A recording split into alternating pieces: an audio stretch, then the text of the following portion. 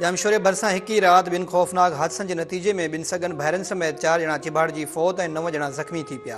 Jamshoro tool plaza वटि रेती सां भरियल ट्रक कल्टी थियण बाद कराची खां लाहौर वेंदड़ कार मथां किरी पई, जंहिंजे नतीजे में ॿिनि सगन भाइरनि समेत 4 ॼणा थॾे ते चिबाड़जी फौत थी विया ऐं हिकु ज़ख़्मी थी पियो। इतला ते पुलिस पहुची फौतियुनि जा लाश ऐं ज़ख़्मी नौजवान खे गिणती जोगी हालत में हैदराबाद सिविल अस्पताल मुंतक़िल कयो, जिते फौतियुनि जी मोहम्मद शहबाज़, मोहम्मद ख़ालिद, उमर ऐं एजाज़ तौरु सुञाणप थी, जिन ते ज़ख़्मी शहज़ाद खे तिबी इमदाद फ़राहम कई वई। पुलिस मूजिबि फौती ऐं ज़ख़्मी ईद मल्हाइण लाइ कराची खां लाहौर वञी रहिया हुआ, जिन ते ट्रक ड्राइवर फ़रार थी वियो। ॿिए पासे कराची खां पनियाकिल वेंदड़ मुसाफ़िर वेन ओल्ड टूल प्लाज़ा वटि ट्रक सां टकराइजी वई, जंहिंजे नतीजे में ड्राइवर समेत 8 ॼणा ज़ख़्मी थी पिया, जिन खे अस्पताल मुंतक़िल कयो वियो। पुलिस मूजिबि ज़ख़्मियुनि में ड्राइवर शाह मोहम्मद शाहानी, नादर शाहानी, सद्दाम, मोरज़ादो, सैफुल्ला, बशीर, शोबत अली ऐं याया माहर शामिल आहिनि, जिन जी हालत सुधरंदड़ ॿुधाई पई वई।